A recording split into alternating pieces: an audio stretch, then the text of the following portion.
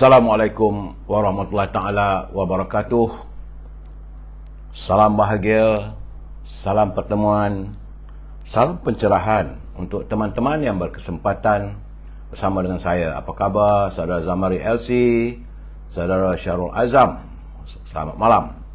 Saudara Ibrahim Cik Muda, itu juga dengan saudara Anwar Jubin. Saudara Syah Ibrahim, doa saya anda sentiasa sihat. Saudara Zamari LC, saudara Aizuddin Samad. Begitu juga dengan anak anda Anggrek Rimba, saudara Bakar Ahmad, Waalaikumsalam. Saudara Anwar Samad, saudara Joka macam mana? Sihat ke? Saudara Ibrahim Cik Muda, Mustafa Cik Soh, tasbih terakhir.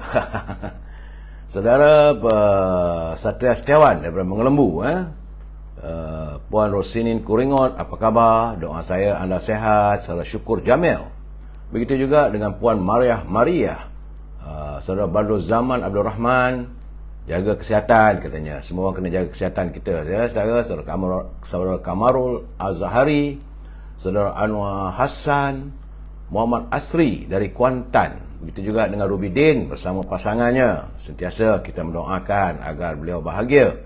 Saudara Muhammad Sabri Haji Rashid, saudara Joka, Cik Mat Mohaini, salam dari Subang Jaya katanya. Saudara Zainal Mira, saudara Zainal Mira, bila sebut Mira tu ingat wanita. Saudara Clement dari Clement Sipang, saudara Zian Yen, Muhammad Azmi Muhammad Ali, apa khabar saudara di Kelantan? Saudara Muhammad Azmi bila dah hadir, lain tak ada, dia minta teman-teman semua jangan lupa like, share dan subscribe. Saya juga bila muncul saudara Muhammad Azmi dari Kelantan, saya pun terus tekan ke Instagram. Jadi saudara jangan lupa, bagi teman-teman tengok Instagram pula dah kacau nampak kayaknya. Aduhai, orang ni betul lah.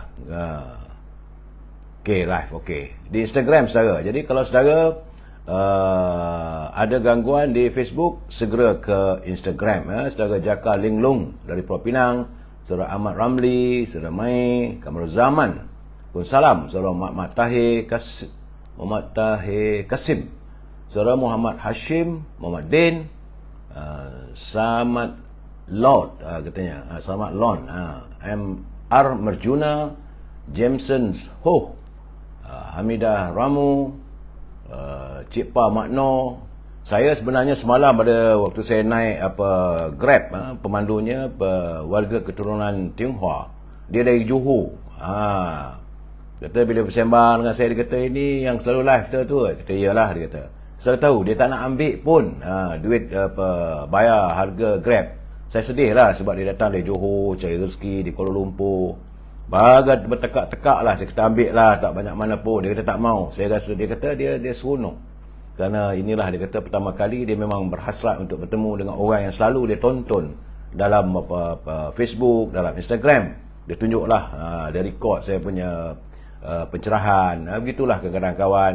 Walaupun dia daripada keturunan bukan Melayu, dia keturunan Tionghoa, tapi sentiasa mengikuti perkembangan kita. Sebab itu saudara, saya selalu minta anda agar jagalah bahasa kita, sebab bukan hanya warga bangsa Melayu saja menonton, tapi ia juga ditonton oleh teman-teman kita dari pelbagai keturunan. Saudara Asmi Linjan, saudara Bahari, saya cuma tak tahu, lupa nak sebut nama je. Saudara jangan lupa ini sekejap ada sikit aduh hai, malam ni nampaknya banyak gangguan ni. Ni cucu saya menemani saya setiap kali waktu solat. Dia selalu mengingatkan saya waktu solat. Okey, sit hi. Okey. Ya saudara, Instagram pula kena gangguan. Tak tahulah kita macam mana lah diorang ni. Tengok reconnecting di Instagram. Tak apa, sekejap lagi kita tengok macam mana. Tapi di Facebook okey. Saudara Raja Kamal Azerbaijan daripada Sungai Petani. Aduh, hai macam mana ni diorang ni. Nanti saya cuba end up tadi masuk balik. Aduh, saya minta maaf saudara.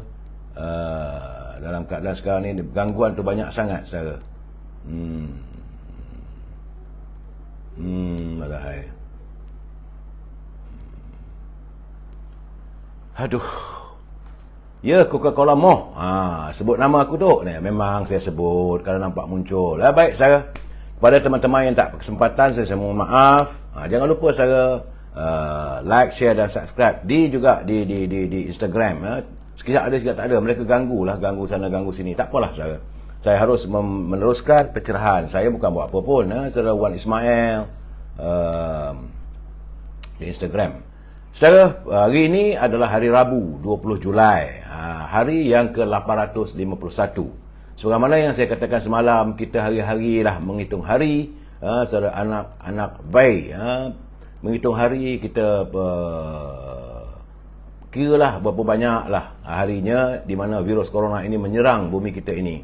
Kerana hari ini dah pun hari yang ke-851, saudara. Saya terima kasih kepada saudara Rio dan saudara Jamil Idris yang tidak jemu-jemu menghantar kiriman, memberitahu pada kita kedudukan COVID-19 ini, saudara. Dan dari laporannya nampaknya ada peningkatan. Kemarin 3,080 tapi semalam 3,902 jangkitan. Dan mengakibatkan jumlah keseluruhan sudah pun 4,629,963 jangkitan virus corona, saudara. Kematian semalam adalah sejumlah 8 orang. Jadi dari segi jangkitan nampaknya hampir di semua negeri ada peningkatan. Kecuali di di Putrajaya saja. Disusut kepada Putrajaya kemarin 152 tapi semalam 82. Lain-lain negeri semua meningkat. Laporan di Selangor 998, di Wilayah Persekutuan 1276, di Perak, di Sabah 234, di Perak 294, Negeri Sembilan 188, Pulau Pinang 178, Melaka 106 dan Kedah 126. Ini semua negeri meningkat, saudara Hazrul, saudara Rosli Yunus. Ini peningkatan yang berlaku. Jangan lupa saudara like and share. Saya minta daripada anda, kita lawan. Lagi dia ganggu kita, lagi kita like and share. Itu sajalah caranya, saudara. Saya tengok Instagram hari ni kena kacau sikit. Tak tahulah. Yauno waras. Saya minta naikkan juga like, share dan subscribe di Instagram. Ini cara kita nak lawan jekom-jekom ni. Saudara Emily, cara mereka ganggu begitulah, ya. Dan jumlah untuk bulan ini saja sudah 63,908. Itulah laporan yang saya dapat berikan. Terima kasih kepada saudara Jamil, saudara Rio atas kiriman berhubung dengan kedudukan COVID-19. Kita masuk sedikit segmen e-commerce. Meniaga saudara, meniaga.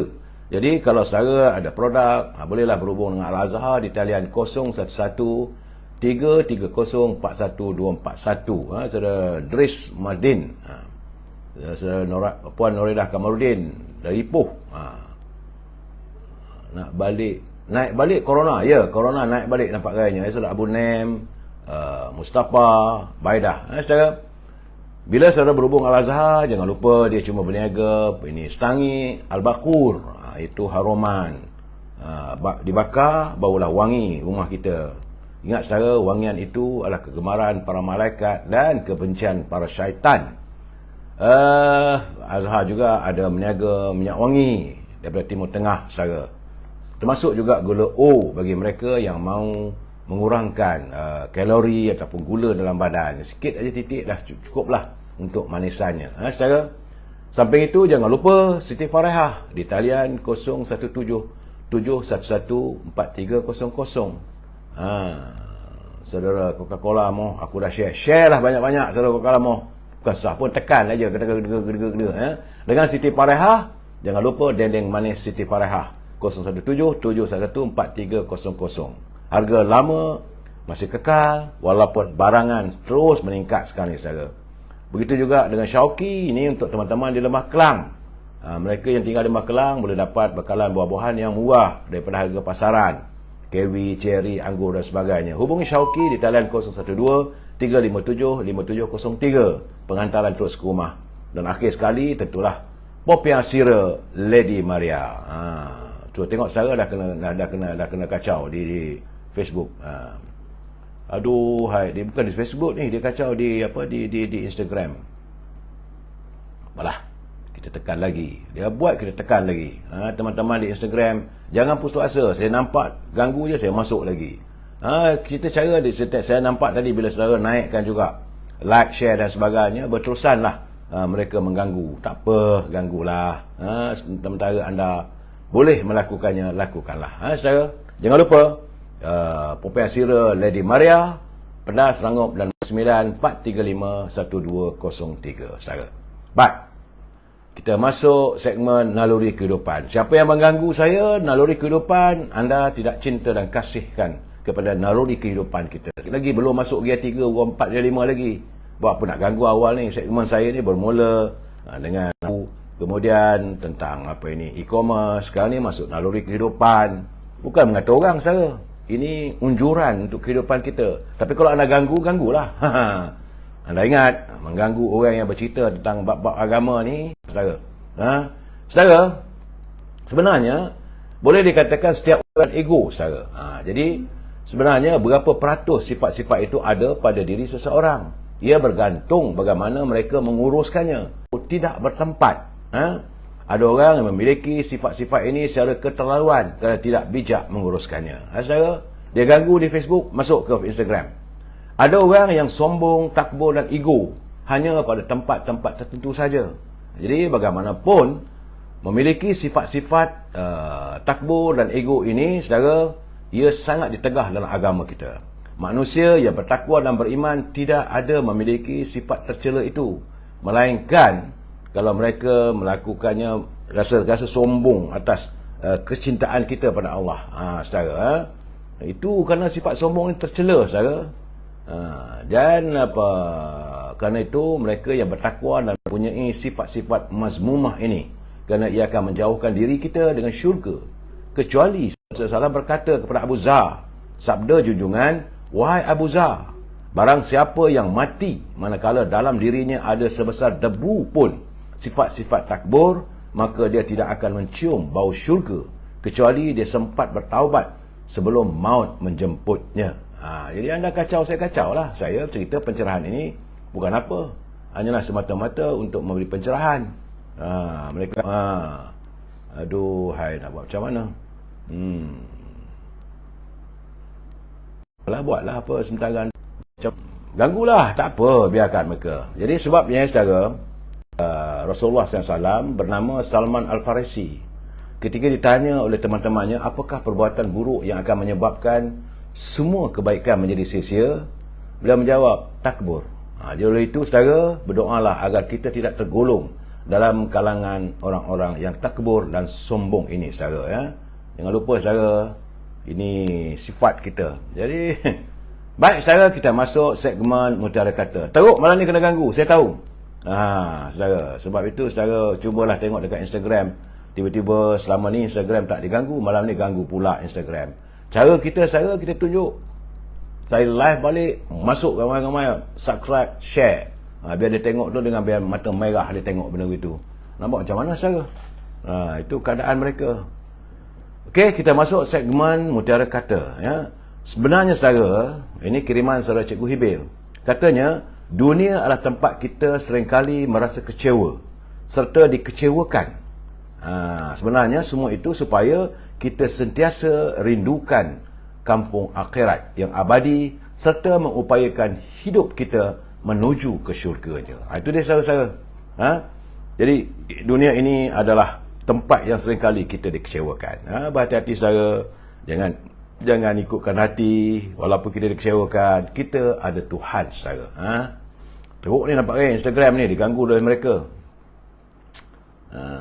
Okey, saudara. Saya cuma mengingatkan agar pimpinan, ya banyak langau yang mengganggu. Ya, saudara Arif Wawau, ya saudara betul. Sangkut-sangkut, saya tahu.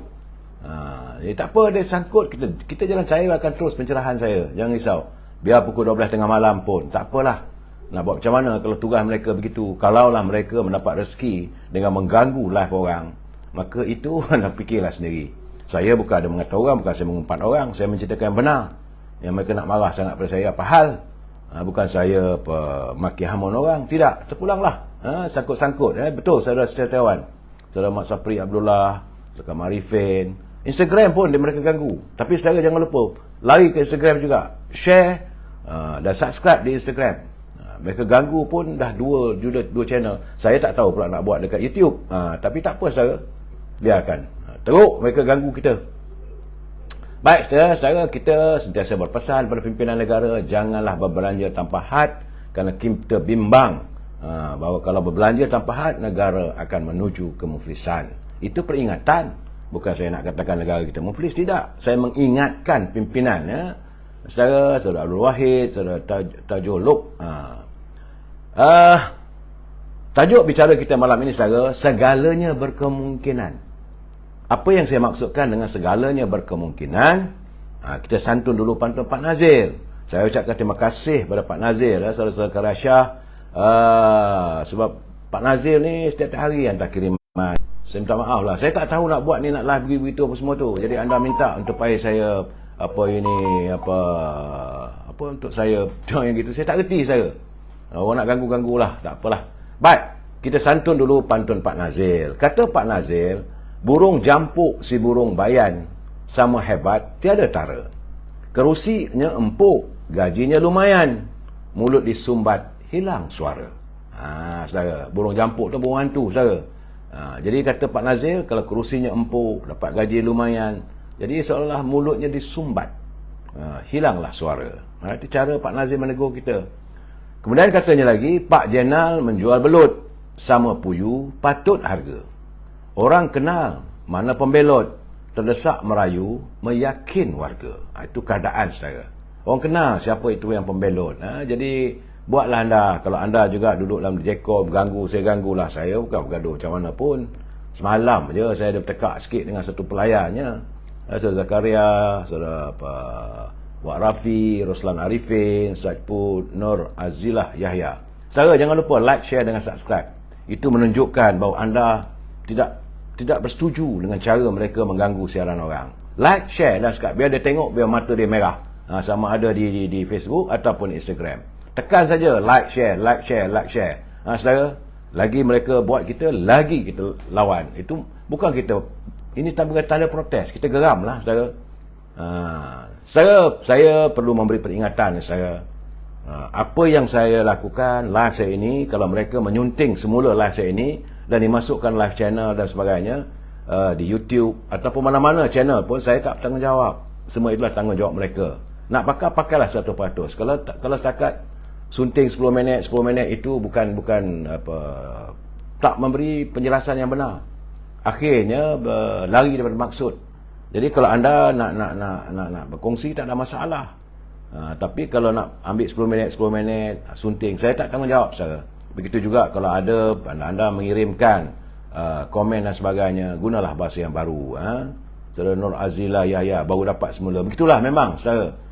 Saudara Fairul Ismail, Hafiz Wan Basirun, saudara. Jadi kena ingat, ini pencerahan politik dan sekadar memberi informasi, bukan nak mengata orang, bukan nak maki orang. Sebab itu saya katakan, kita mesti bersetuju untuk tidak bersetuju.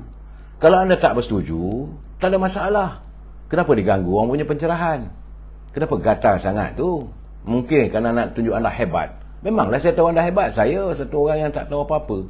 Saya tahu tekan live saja, itu saja yang saya tahu. Orang nak masuk bersama dengan saya pun saya tak tahu.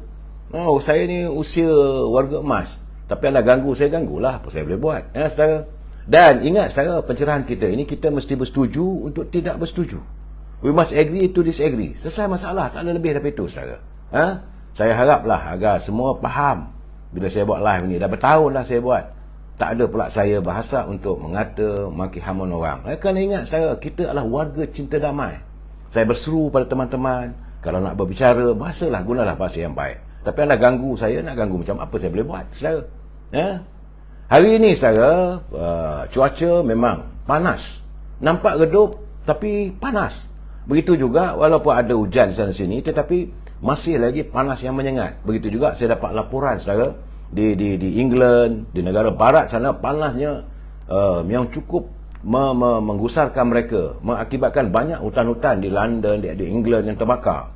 Dan akhirnya pimpinan negara mengingat kepada rakyatnya supaya berhati-hati, menjauhkan diri daripada kawasan berluka, Sebab orang putih ni dia suka masuk hutan, duduk berkelah. Jadi pimpinan negara mengingatkan warganya, jangan dalam waktu sekarang ni kalau boleh duduk di rumah, kerana keadaan suasana yang begitu tinggi dia punya kepanasan. Ini dunia saudara.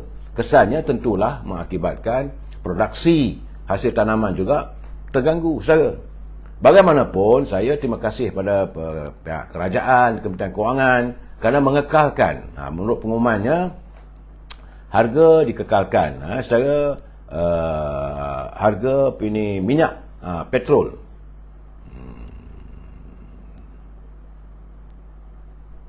Sekejap ya, ni dia ganggu saya punya Instagram. Tak apa saudara, saya tekan balik, jangan risau.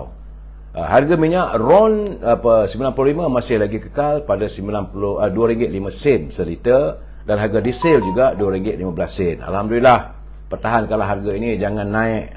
Kerana kalau harga ini naik, maka akan mengakibatkan kesannya kepada barang makanan dan sebagainya. Kehidupan rakyat juga terkekat.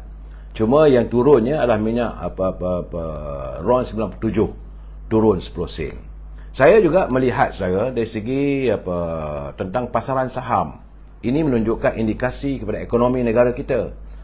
Kerana menurut laporan akhbar utusan hari ini, ia melaporkan kesan kejatuhan harga-harga saham di Bursa Kuala Lumpur mengakibatkan kerugian berbilion ringgit.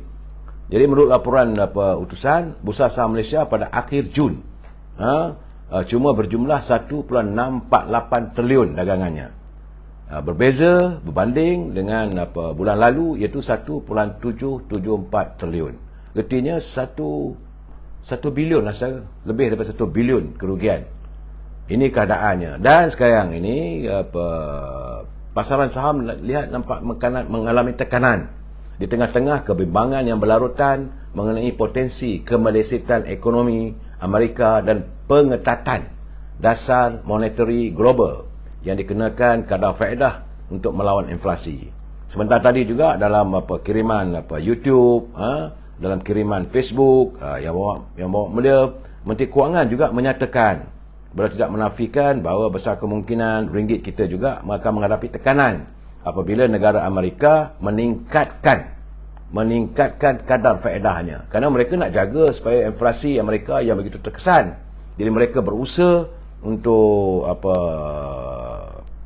tidak membiarkan tekanan inflasi. Jadi dinaikkan dia punya kadar faedah bank. Itu menurut Tengku Zafrul. Jadi kesan daripada itu tentulah negara kita negara kecil, kita juga akan terkesan. Jadi ia bukan hanya melibatkan ringgit kita, tapi melibatkan pasaran mata wang dunia serantau di Asia ini saudara ya. Baik saudara, itu tentang kedudukan ekonomi. Saya perlu melaporkan bila saya tengok benda itu, saya kena ingatkan kita supaya kita lebih berhati-hati saudara. Sebab Puan Mazna, Abang Tony Durian dan sebab itu kita kalau ada wang tu simpanlah, jangan berbelanja berlebihan. Kalau ada, mungkin tak ada, saya pun tak boleh nak kata apalah saudara. Kerana menurut saudara Zulhadi Mansur, ini saya baca daripada media Harakah Daily. Saudara, sebab mana saya katakan, saya sentiasa mengikuti semua kalau boleh. Daripada tengah malam start membaca. Jadi mana yang elok saya wawarkan, saya akan ambil pick up untuk perkongsian kita bersama. Menurut saudara Zulhadi Mansur dari Harakah Daily, dia menyatakan bahawa Ketua Program Makanan Sedunia, World Food Program, David Beasley, dia memberi amaran bahawa warga dunia bakal menderita kesan sukarnya untuk memperoleh makanan tanpa mengira marhain ataupun warga, sama ada orang miskin ke orang kaya, tak ambil kisah. Menjelang tahun 2023, kalau kita tak berhati-hati, maka kita juga akan terkesan dengan kekurangan barang makanan.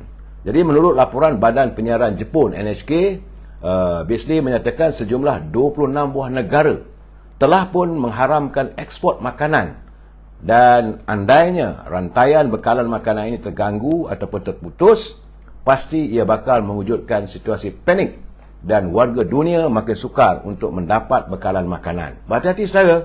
Sebab itu kalau ada makanan, simpan, jangan kita berlebihan membazir makanan saudara. Dunia kini, kata Beasley, sedang menghadapi ribut lengkap, ataupun dalam bahasa Inggeris dipanggil the perfect storm.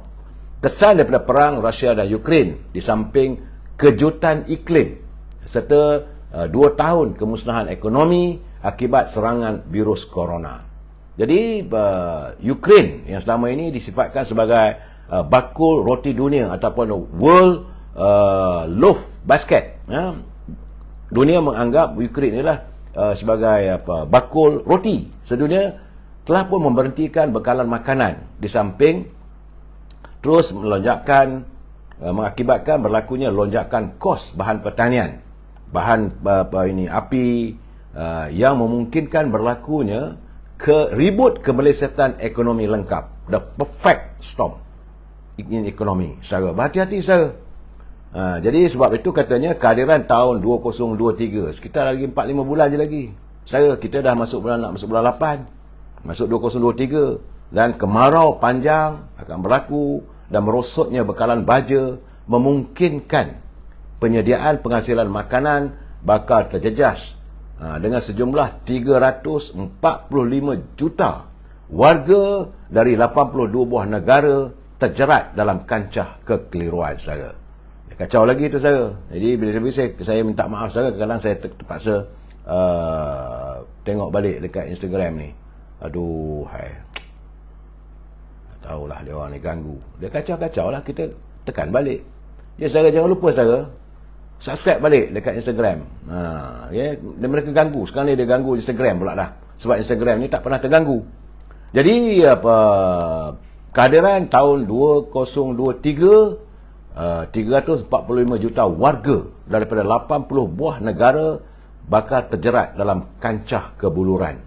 Jadi melalui laman socialfortune.com, saudara, BSD menyatakan 25 juta tan bijiran, itu gandum, kini berada dalam simpanan yang tidak dapat diekspor. Kesan daripada perang Ukraine dengan Rusia, dan semua makanan itu sekarang tersadai di pelabuhan di Ukraine dan juga di Rusia. Sebab itu Menteri Luar Itali juga memohon supaya diizinkan, supaya mereka nak berperang-perang lah, kata Itali, tapi janganlah memaksa dunia dalam kebuluran. Itu sebab itu sekarang ni negara yang paling teruk yang menghadapi kesan bakal mengalami kebuluran, iaitu kesannya di Tanzania, Uganda, Sudan dan Cameroon. Empat negara ini bergantung dari bekalan gandum daripada Ukraine, dan mereka adalah mengalami tsunami kebuluran paling serius. Saya juga turut menerima kiriman daripada Bapak Mulia Tengku Razli Hamzah baru sebentar tadi. Dia mengatakan kiriman kepada saya membayangkan bahawa perang dunia untuk mendapatkan bekalan roti sedang berada di jendela waktu negara-negara Afrika. Dia bila kebuluran, dia macam perang lah. Jadi sekarang ni perang dunia untuk mendapatkan bekalan makanan sedang pun berada mengetuk jendela waktu di negara Afrika. Kerana itulah Menteri Luar Itali Luigi Maio dan pimpinan dunia memohon agar Rusia dan Ukraine segera mengizinkan ekspor bahan ruji gandum ke negara-negara Afrika. Kalau susah sangat, dia kata, ambillah, gunakanlah pelabuhan Belarus di Itali, agar warga dunia di sebelah negara Afrika tidak terus terjerut dalam kehidupan yang sebegitu payah. Ukraine, saudara, menghasilkan 15% gandum untuk pasaran dunia. Jadi saudara, kita harus berhati-hati, saudara. Bila saya dengar benda begitu, negara kita sekarang ini masih terkawal. Inflasi kita beredar pada 2 ke 3%. Berbeza dengan negara-negara lain. Macam di Laos ke, di Thailand ke, Filipina, mereka sudah meningkat atas 85%. Kita masih lagi bertahan. Tetapi dalam keadaan begini, pimpinan negara harus memikirkan secara serius untuk menyelesaikan masalah makanan ini. Kalau tidak, nanti warga kita pasti akan terjerut dalam untuk mendapatkan bahan makanan, saudara. Itu laporannya. Sekarang ni kita masuk dalam bab parlimen sekejap. Sebab parlimen sedang bersidang, saudara. Dan hari ini, saudara, saya cukup terkesanlah perasaan saya.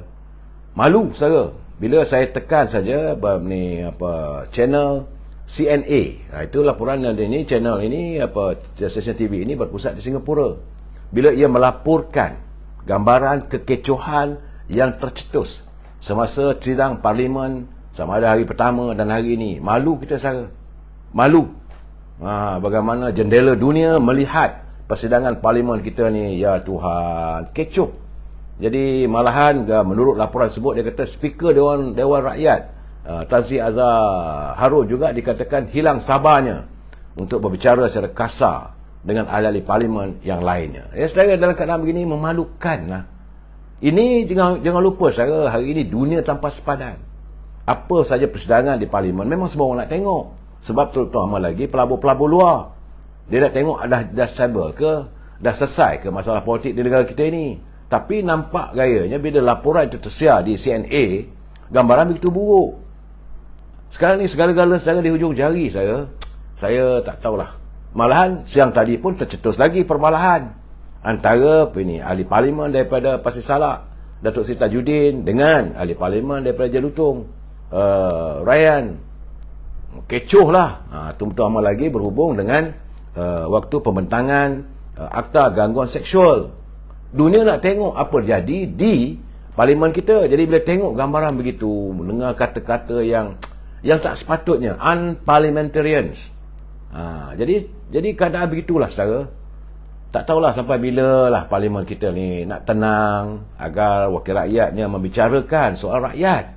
Saya selalu katakan, parlimen itu bukan untuk anda memperlihatkan kebobrokan, bukan untuk melihatkan kesombongan, bukan untuk memperlihatkan bahawa anda tega sebagai seorang yang kaki gaduh. Parlimen tempat anda berhujah untuk demi lestari kepentingan rakyat. Tapi ini tidak dilakukan oleh mereka, saudara. Itu gambarannya. Malahan waktu Datuk Seri Hamzah Zainuddin selaku Menteri Dalam Negeri mengemukakan usul untuk memasukkan semula akta SOSMA yang telah pun ditolak. SOSMA ini ditolak 4 bulan ke 3 bulan dulu. Tapi kali ini, inilah pertama kali dalam sejarah, belum pernah berlaku sesuatu usul yang telah ditolak oleh parlimen dimasukkan semula. Tak pernah berlaku pun, saudara. Ini kacau lagi lah, kesian lah. Saya minta maaf lah teman-teman yang ada di Instagram. Aduh, hai. Tak apa, saya tekan balik saudara. Kita jangan mudah putus asa. Saya minta maaf saudara kerana terganggu begini. Tentulah gangguan itu berlaku. Nak buat macam mana saudara, bukan kehendak saya. Dan mereka ganggu sekarang teruk ni Instagram. Aduh. Mengundang amarah juga saudara. Saudara Kuala Lumpur 1.3 juta. Katanya 13 juta samun. Saya tak tahu. Saya tak nak menuduh saudara. Tapi apa yang dalam laporan saya, kalau benda itu belum pasti, saya tak akan mengulasnya saudara. Tapi apa yang berlaku di parlimen hari ini tadi, memang benda tak pernah berlaku. Kerana di bawah perkara 136 Peraturan Mesyuarat Dewan Parlimen, sesuatu usul yang telah pun ditolak. Dan tahun inilah pertama kali dalam sejarah negara kita parlimen menolak usul. Itu usul yang dibentangkan oleh kerajaan SOSMA itu hari. Bila usul itu kalah, tak pernah berlaku pun dalam keadaan begitu. Hari ini tadi, petang tadi, sebelum maghrib, dibawa lagi usul sebut untuk diputuskan supaya diterima. Saya katakan inilah keadaannya. Jadi orang melihat bagaimana kita melakukan tindakan-tindakan yang bagi saya lah belum sesuai. Kalau nak bawa balik pun biarlah kerajaan yang akan datang.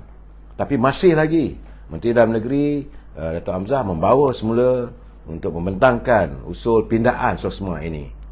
Jadi berkelang kabutlah parlimen tadi antara penyokong-penyokong pembangkang dan penyokong kerajaan. Jadi keluarlah perkataan macam perbalahan antara Tajudin, antara Ryan. Saya melihat dalam gini, saya tengok yang agak sopan berbicara secara tenang dan tenteram adalah Gobind Singh Dew, anak Kapal Singh. Dia tak macam bapak dia. Bila dia berbicara tu nampak gayanya memang dia bercakap tentang fakta, tidak merapu lah. Tapi nak buat macam mana saya, itulah gambarannya parlimen kita yang saya lihat agak kebejatan lah. Dan selepas dia adakan pengundian, saya tengok nanti bila mengundi saja azan pun berbunyi daripada telefon saya, daripada corong TV, azan maghrib saya, maka usul kerajaan menang 85. Cuma saya terfikir tadi, kalau 105 banding 85, apakah itu sahaja undian untuk kerajaan keluarga Malaysia? Kalau itu 105 tak cukup keabsahan tu. legitimacy itu masih dipersoalkan. Betul lah, kerana ramai tak datang dan sebagainya. Sama ada keputusan itu dibuat dalam apa ini waktu keputusan undian belah bagi itu tidak membayangkan bahawa kerajaan pimpinan Yang Berhormat Datuk Seri Sabri tidaklah begitu solid, kukuh sokongannya. Sebab itu saya kata, kalaulah dibawa usul undi kepercayaan untuk mendapat keabsahan daripada ahli-ahli parlimen, saya kata sukar. Itu cara terbaik. Itu yang saya katakan. Yang terbaik adalah kita mintalah agar disegerakan pilihan raya umum ini, saudara. Itu bab di parlimen. Yang lain kita kena banyak lagi isu-isu lain. Dah kena ganggu begini, tak apalah saudara. Saya harap saudara sabar. Saya akan cuba. Mungkin lewat, mungkin panjang urusan saya pada hari ini, saudara. Mungkin. Saya akan cuba berbicara selaju mungkin. Sebab saya tengok ada satu tulisan daripada Tan Sri Syarif Samad. Beliau orang lama. Ini otai, politician. Beliau pernah menjadi sisa politik dan menjadi menteri, ahli parlimen Johor Bahru dan sebagainya. Tan Sri Syarif dia menyatakan tentang persoalan isu Sulu. Dia kata tindakan menteri luar yang katanya nak menghantar surat dan sebagainya berhubung dengan isu waris Sultan Sulu, berasaskan perjanjian perdagangan antara Sultan Sulu dengan peniaga-peniaga barat pada tahun 1893 adalah dialulukan. Cuma malangnya, kata Tan Sri Syarif Samad, menteri luar kita ni pun pernah berada dalam jemaah Menteri Tun Dr. Mahathir yang tidak pernah sama sekali membincangkan isu itu. Itu isu kedaulatan negara kita. Jadi kalau boleh, dia kata, sambil membuat nota diplomatik itu, bolehlah juga adakan kertas putih mengenai isu ini. Kerana ia perlu tak perlulah diadakan audit forensik dan sebagainya. Saya melihat kenyataan Tan Sri Syarif itu ada kebenarannya. Kerana rakyat pun nak tahu juga berhubung dengan masalah tuntutan waris Sulu ini menyentuh soal kedaulatan negara kita. Diorang ganggu lagi lah saudara. Ini Instagram. Saya bersimpati dengan teman-teman di Instagram. Dan katanya lagi, dua orang ahli parlimen merangkap nampak gadanya merangkap timbalan menteri Kerajaan Pakatan Harapan. Mereka rupanya tidak tahu bahawa Tommy Thomas telah pun menghantar surat yang dianggap sebagai surat luar biasa ketika Kerajaan Pakatan Harapan memerintah. Jadi menurut ahli parlimen warisan, mereka mendakwa tidak mengetahui surat yang dihantar oleh bekas Peguam Negara Tan Sri Tommy Thomas. Itulah menjadi punca dan sebagainya kekuatan mereka menjadi bukti bahawa negara kita ini terhutang dengan waris Sultan Sulu. Jadi Tommy Thomas katanya menghantar surat kepada Peguam Sulu pada 19 September 2019. Sewaktu menjadi Peguam Negara ketika era pentadbiran Kerajaan Pakatan Harapan, dan itu telah memberikan implikasi yang besar kepada negara, dan ia juga dikaitkan dengan rampasan dua aset Petronas yang berlaku di Luxembourg baru-baru ini. Jadi dua warisan tersebut itu Datuk Aziz Zaman daripada Sepanggar dan juga Yang Berhormat Puan Isna Raishah Munirah iaitu daripada Kota Belud. Mereka tidak tahu berhubung surat tersebut dan mempersoalkan sama ada ia mendapat kebenaran kabinet semasa surat itu dihantar kepada kerajaan yang katakan waris Sultan Sulu itu.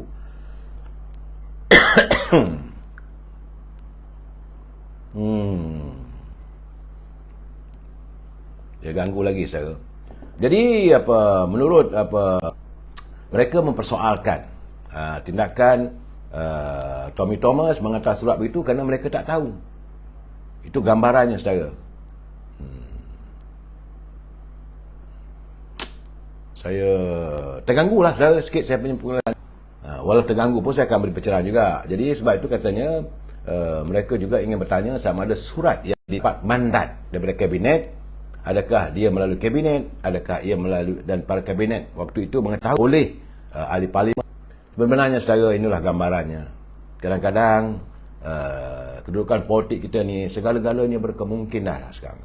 Sebab itu walaupun saya lihat Datuk Lokman saban malam bercakap Dan beliau juga menuntut agar diadakan pilihan raya, menyentuh soal pindaan perlembagaan UMNO.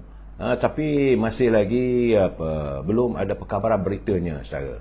Dan saya melihat terus terang, saya katakan bahawa mau tidak mau pilihan raya umum perlu diadakan. Untuk menunggu ataupun menanti kita bajet dibentangkan, saya tak sesuai dah. Sebab sekarang ni saudara, negara sudah pun menghadapi macam mana saya laporkan tadi. Kita sedang menghadapi kemungkinan kemerosotan ekonomi yang berpanjangan. Bagaimana dengan isu makanan dan sebagainya. Dan sebab itu sekarang ni yang terbaik adakan pilihan raya. Untuk diadakan tahun depan, saya tak nampak benda sesuai. Itu gambarannya saudara.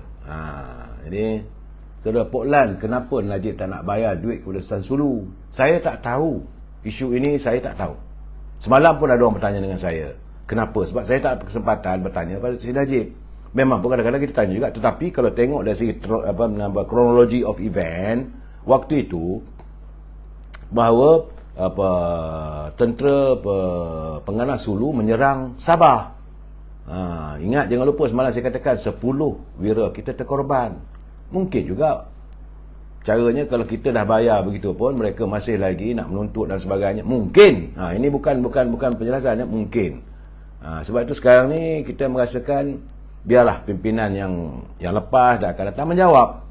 Kita warga cinta damai, kita tak mahu benda-benda ni berlarutan. Diperhalusilah setiap masalah itu. Kalau ini menyangkut soal antarabangsa, selesaikan di peringkat antarabangsa. Tapi masalahnya kita mempunyai menteri luar yang bagi saya lembik lah. Yang kadang-kadang cara dia menangani permasalahan antarabangsa ni, kadang-kadang dia macam tak tahu. Blur bukan blur saja, blur ni. Contoh saya katakan, waktu yang awak Perdana Menteri berada di Turki. Dia berada sebelah yang Perdana Menteri. Waktu itu ini berlaku tembakan terhadap pemimpin daripada Jepun. Tapi waktu itu yang Perdana Menteri mengeluarkan kenyataan supaya agar Abe segera sembuh, sedangkan Abe dah pun meninggal 2 jam lebih. Ini keadaannya, kedudukan Menteri Luar kita ni, dia tidak peka. Itu juga dengan masalah sekarang ni berhubung dengan perlantikan duta-duta pun jadi kelang kelibut lah negara kita sekarang. Saya tak tahu siapa nak disalahkan. Bagi saya, banyak teman-teman mengatakan ini semua berpunca daripada kerajaan tebuk atap. Kerajaan hari ini bukan kerajaan tebuk atap, bukan kerajaan pintu belakang. Kerajaan hari ini pada mulanya, asalnya seharusnya dijadikan sebagai interim Prime Minister untuk menanti untuk diadakan pilihan raya. Saudara jangan tuduh UMNO. Pimpinan UMNO dengan jelas minta supaya diadakan pilihan raya supaya serahkan kembali mandat itu kepada rakyat. Tapi nampak gayanya sekarang ni siapa saja yang berada di anjung kuasa tu kesedapan, tak nak turun. Mungkin sebab itu tak ada dengar cerita lagi. Saudara, ini masalah yang saya lihatlah kerajaan yang ada sekarang ni adalah kerajaan campuran yang tidak menentu. Setiap dasar dibuat itu masing-masing ada kepentingan. Kerajaan di mana parti-parti politik yang saling bermusuh antara satu sama lain.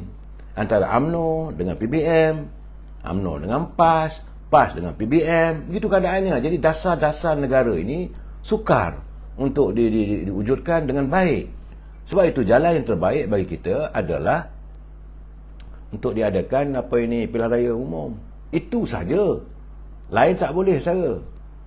Adakan pilihan raya umum saja, menyelesaikan masalah. Soal siapa yang nak menang terpulang. Kita pulangkan balik itu pada rakyat. Rakyatlah menentu segalanya. Tapi lagi kita biarkan, lagi kita lanjutkan dengan keadaan ekonomi yang sebegini, merosakkan negara.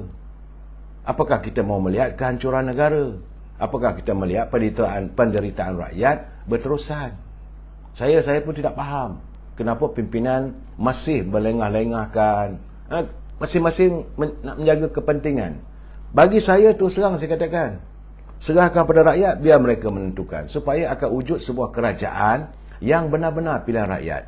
Kemudian kerajaan itu buatlah dasar yang tidak untuk memikirkan soal jawatan. Yang paling penting sekarang ni, kita mahu kehidupan rakyat disantuni. Saya tengok kadang sedih.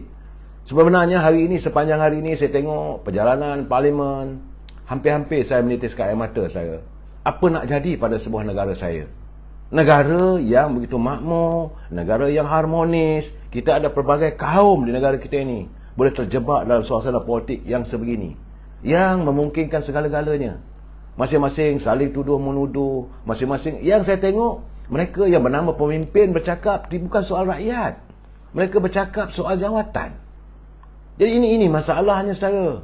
Di parlimen begitu, di luar begitu, dalam parti-parti politik pun berbelah-belah. Malahan saya terima satu kiriman pula, mempersoalkan bahawa katanya dalam parti keadilan juga sudah ada Trojan Horse, ataupun kuda kayu yang dihantar memasuki pasukan dalam kepimpinan keadilan untuk merosakkan kesatuan dalam parti keadilan. Sebab itu, saudara, saya selalu mengatakan bahawa politik ini is the art of deceiving mankind. Satu seni percaturan minda yang membolehkan berlakunya pelbagai kemungkinan. Tipu daya dalam politik itu berterusan. Dan sebab itu saya menerima kiriman, seorang teman saya bertanya kepada saya, apakah Rafizi, yang sekarang ini jadi timbalan Presiden Keadilan itu, merupakan Trojan Horse yang didatangkan atau yang dikirimkan oleh Dr. Mahathir dengan Tun Daim untuk mengkucar-kacirkan supaya Datuk Seri Anwar Ibrahim tak jadi Perdana Menteri. Itu persoalan pada saya. Jadi apakah, sebab katanya bahawa nampak bahawa apakah saudara Rafizi ini akan mempertahankan dalam isu Sapura, macam mana yang debat antara Datuk Seri Najib dengan Datuk Seri Anwar Ibrahim. Apakah mungkin dia akan mempertahankan kroni-kroni anak Dr. Mahathir? Sekarang ya, akhirnya katanya dengan Trojan Horse itu, lala kali Datuk Seri Anwar Ibrahim juga yang kena kata persoalan itu. Jadi apakah kita lupa tentang Pandora Papers yang saya dah cakap 2-3 malam lepas? Apakah kerana pimpinan yang terdahulu mereka takut kalau Datuk Seri Anwar Ibrahim jadi sebagai Perdana Menteri, tentulah isu Pandora Papers ini akan terbongkar. Jadi saya tak cakap apa, saya tak tahu, saudara. Kerana mengikut persoalan itu, dia kata jangan lupa macam mafia. Di mana Rafizi menghadapi tuduhan dalam mafia di bawah Akta Bankan. Tapi kerajaan pimpinan Dr. Mahathir dan peguamnya Tommy Thomas mungkin sekali lagi dan tak saya. Kemudian saya terima pula ada tulisan Tun Teja dalam MyKMUnet. Agak menarik tulisannya. Dia kata rata-rata ahli parti keadilan tahu bahawa Rafizi Ramli yang baru menangi jawatan timbalan presiden dalam pemilihan PKR kepada Datuk Seri Anwar Ibrahim. Katanya sebab itu yang Datuk Seri Anwar Ibrahim kata okeylah, akhirnya Rafizi bagi Panadol. Dari segi ini tulisan Tun Teja ni, dia kata Rafizi dilihat seolah-olah melakukan kempen untuk membenamkan pengaruh Anwar Ibrahim. Dan kini Rafizi mendominasikan PKR sebab dia pasti akan merupakan penghalang kepada pencalonan Anwar sebagai poster boy. Memanglah dia tidak bersetuju dengan kemah besar. Jadi jadi dalam keadaan begitu, mungkinkah Rafizi ini sebagai Trojan Horse yang nak merosakkan? Sebab ini Kongres keadilan itu lagi, memang Saifuddin pun ada menyindir. Dia ada menyindir Rafizi. Dia kata kalau nak tegur imam pun dalam solat ada adab dan akhlaknya. Itu cara orang politik lah, tegur-menegur. Saya tak mau campur soal apa yang berlaku dalam parti keadilan, tapi agak menarik bila ada orang bertanya apakah Rafizi ini merupakan Trojan Horse. Dia Trojan Horse kepada kemah besar. Memang dia tunjukkan bahawa dia tak setuju dengan kemah besar. Dia menentang kemah besar. Tapi di belakangnya dia meresui kemah besar dengan mewujudkan kembali isunya attack Datuk Najib. Apakah ini merupakan satu hala cara politiknya? Saya tak tahu. Bila orang bertanya dengan saya kata terus terang saya bagi tahu saya tak tahu, tapi insya-Allah malam ni kita bicarakan soal ini untuk kita fikirkan. Sebab dari segi ucapannya dia kata janganlah lagi nak membodek Anwar Ibrahim. Nampaknya bahawa ada pertembungan. Pulanglah. Saya tak ada apa pun Anwar Ibrahim jadi Perdana Menteri ke, parti keadilan menang ke, tak ada keberuntungan bagi parti UMNO. Cuma yang kita yang selalu saya nyatakan, UMNO harus bersiap sedia. Dalam keadaan sekarang ni sepatutnya kita mengambil kesempatan, kerana Perdana Menteri datang daripada UMNO selaku naib presiden. Datuk Seri Ismail Sabri ambillah kesempatan ini bubarkan parlimen, kerana dalam parti keadilan tengah berkecamuk sebab ada wujud dua camp, iaitu camp Datuk Seri Anwar Ibrahim dan camp Rafizi.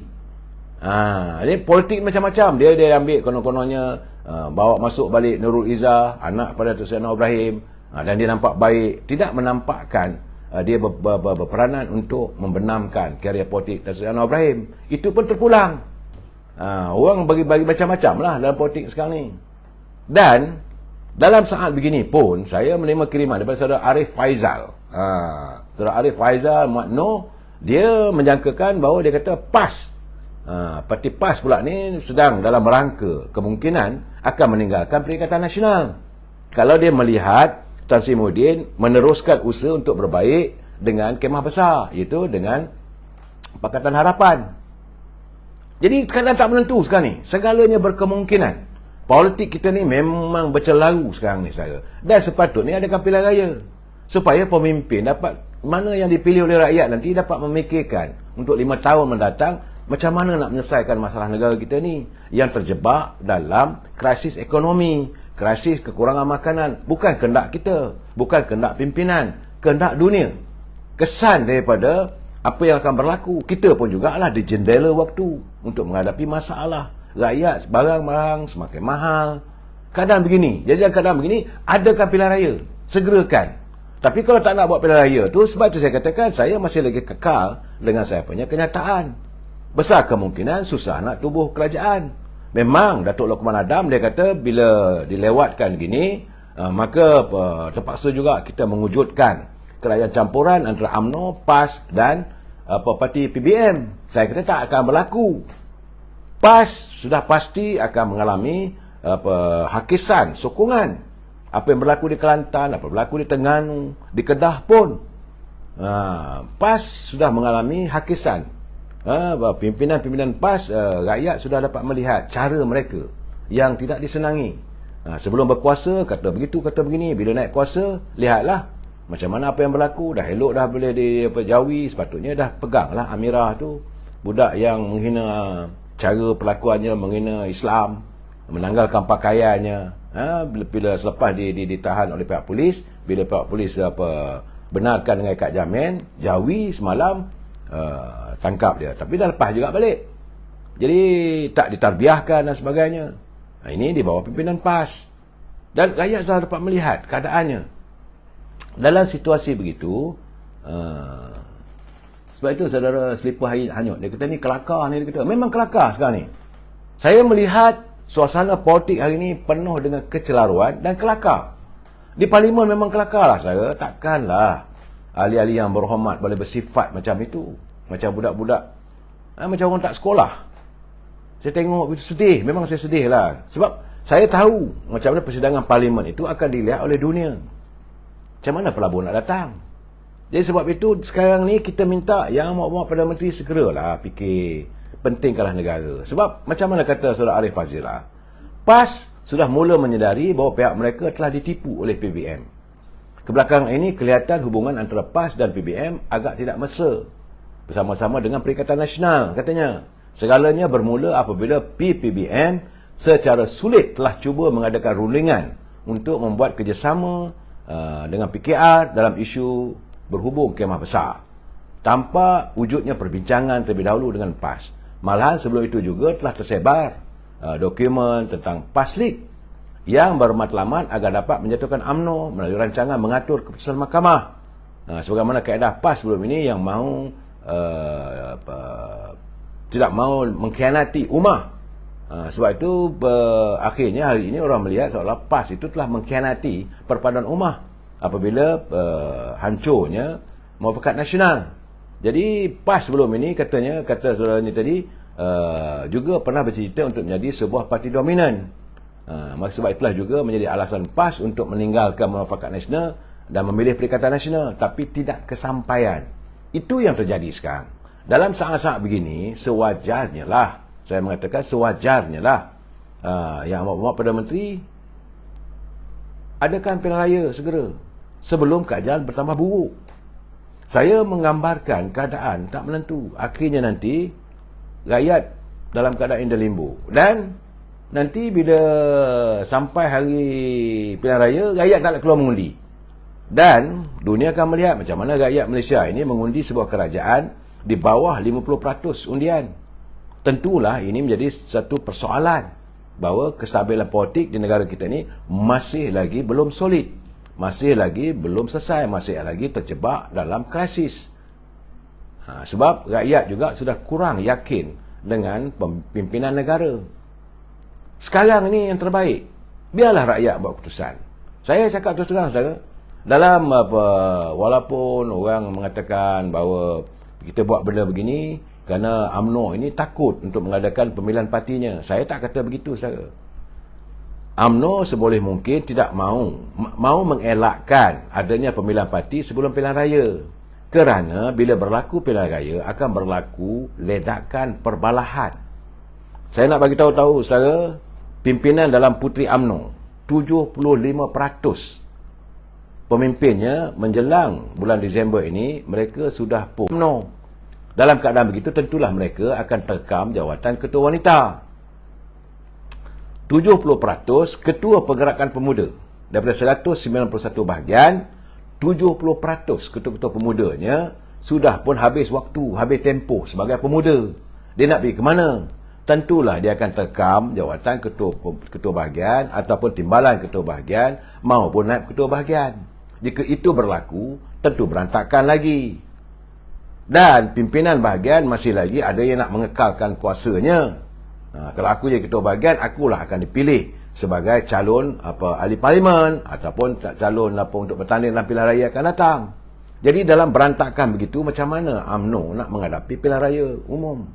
Sebab itu yang terbaiknya adakan pilihan raya umum sekarang.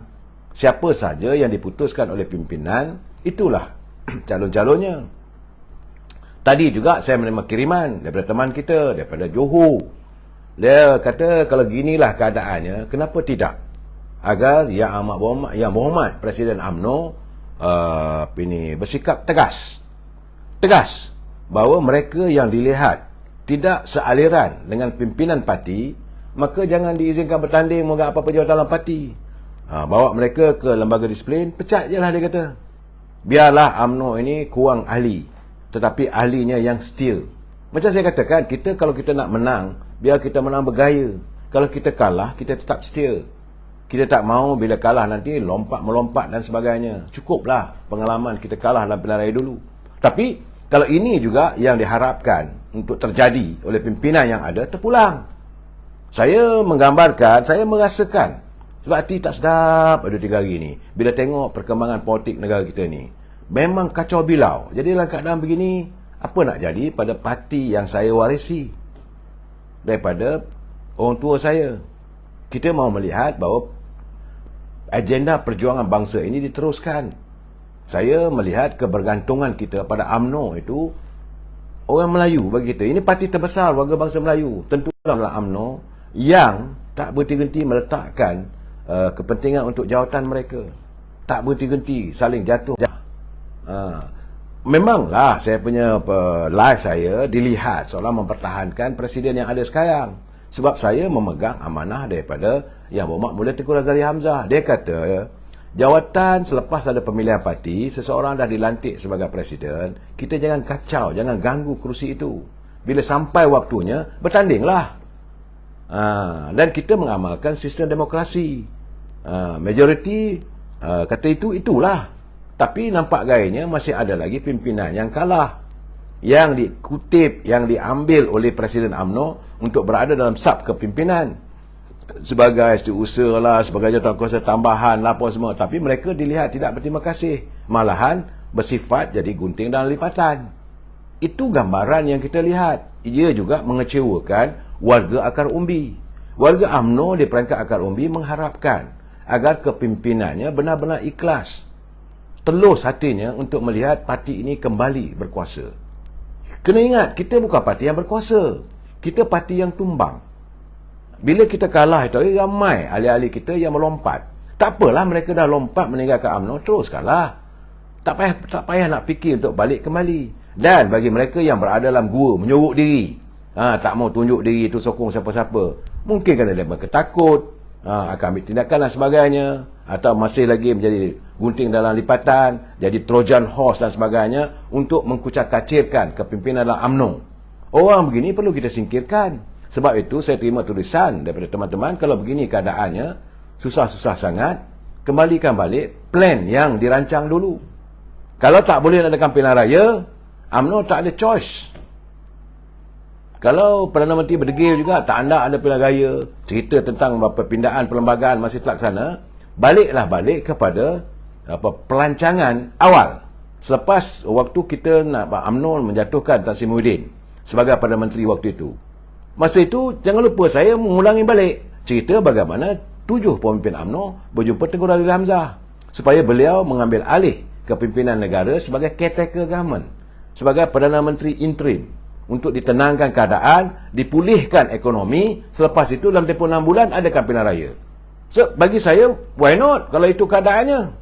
Dah bercempera. Ya, dalam keadaan sekarang ni segala berkemungkinan.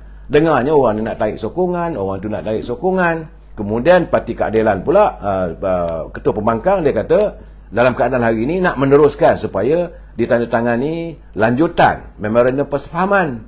Sedangkan UMNO telah memutuskan tidak lagi mau meneruskan memorandum persefahaman antara kerajaan pimpinan beliau sebagai wakil UMNO dengan Parti Pembangkang. Ini gambaran sekarang ni tak menentu. Datuk Seri Anwar Ibrahim kata, eloklah kita teruskan. UMNO kata, no way. Kemudian kumpulan yang bersama dengan Tan Sri Muhyiddin kata, eloklah kita ada pula pakatan dengan Parti Keadilan. UMNO kata, carry on. Kita nak bertanding saya solo. PAS pula kata tak setuju. Dia kelang kabut. Tapi saya melihat dalam saat-saat begini saya, kita harus rasa malu. Kita warga bangsa Melayu UMNO harus rasa malu kepada parti DAP yang semua orang tahu sokongannya adalah daripada warga bukan Melayu. Mereka tenang. Mereka tidak menggambarkan perebutan kuasa yang begitu teruk. Tak ada bergelut. Lim Guat Eng bersara sebagai seseorang, dia jadi pengurusi. Lim Guat Eng pun Lim Kit Siang pun dah berhenti. Jadi dalam DAP mereka tenang. Tentulah DAP akan mengaut keyakinan di kalangan pengundi. Selepas DAP, parti mana yang terbesar? Sarawak dah pasti dah mereka dengan cara mereka. Di Sabah masih bergelut lagi isu bagaimana ahli Dewan Undangan Negeri bersetuju untuk menaikkan gaji, pendapatan ketua menteri dan pimpinan politik di Sabah. Rakyat pun marah. Dia segala tak selesai. Everything is in the limbo. Saat-saat begini dan kita masih nak nanti-nanti nak dibiarkan berterusan. Apa ceritanya? Dulu selalu sebut buat MDB, orang menyampah. Sekarang UMNO hari sebut nak pilihan raya. Tak menyampah ke? Itu bila bercakap, dulu pun orang dah menyampah lah cerita YNDB tak habis-habis. Najib. Sekarang ni nakkan pilihan raya pula dah. Dalam keadaan begini, apa cerita sebenarnya? Dan yang paling penting, saat begini, rakyat setengah menderita. Saya nak bagi tahu terus teranglah pada pimpinan negara. Kesianlah pada rakyat. Tolonglah. Warga Marhain sekarang ni yang membuatkan saya bertambah ngeri bila mendengar tulisan tentang bagaimana 23 buah negara akan terjebak dalam krisis makanan dunia menjelang hadirnya tahun 2023. Dan kalau itu yang berlaku, saudara, apakah negara kita tak terkesan?